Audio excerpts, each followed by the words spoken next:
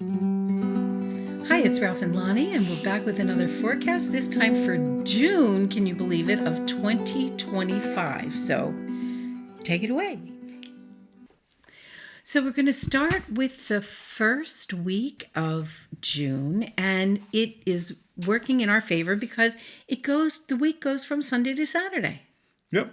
So we Perfect. don't have to add a little extra day or miss an extra day. So the first is on a Sunday. Starts off with the moon going it's in Leo all day and then going into Virgo late in the day. It's all social aspects. So it's a very nice social Sunday. Not a lot of conflict going on in that day. Not a lot of planetary ingresses. Generally speaking, June is an easy month compared to some of the previous ones. And remember, when there's only aspects above and below the number, that means they're all aspects to the moon. So it's kind of a social, personal kind of day, personal interactions, things going on without the heavy influences of those aspects that appear on the aspect line. Exactly. Then on the Monday, the moon is firmly in the sign of the goddess, aka Virgo. This is the first quarter moon, so the energy is building. This is nice. The only thing is the sun square moon on that day.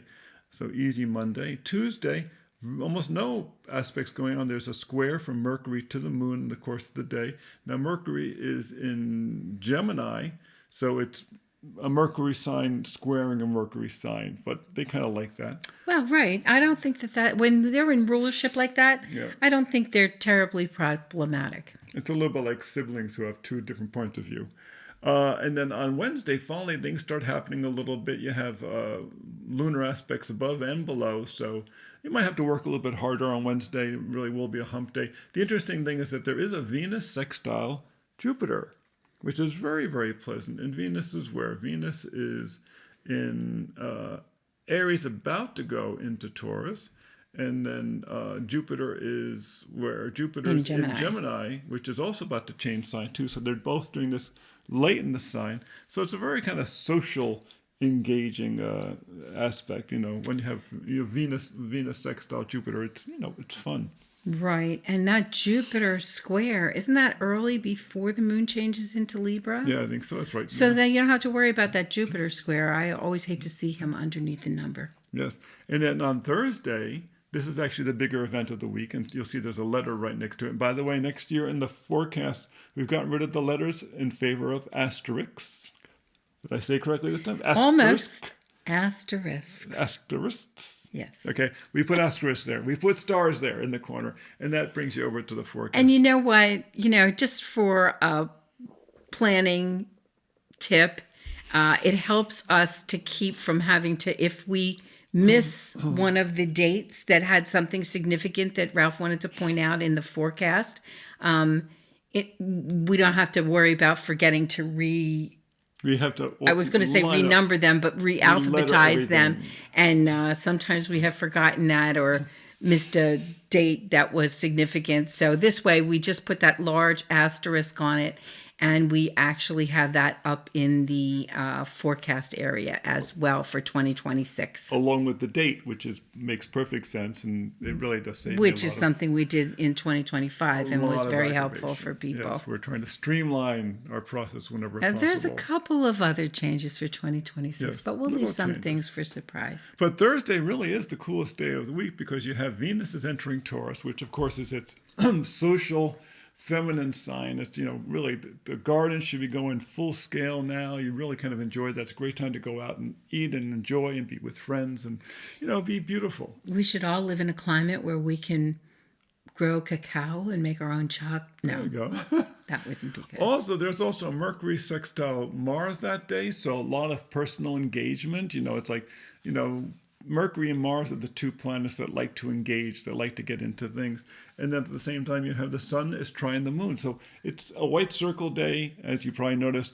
It means just a very, very smooth day. There's no difficult aspects going on in the course of the day. And you'll notice that sun-moon trine is the only contact that involves the moon that day. Right, exactly. So it's not it's a stabilizing day for emotions. Yeah. Which I like that too. Yeah, this is a very air day. This is high communications, lots of activity, very air based.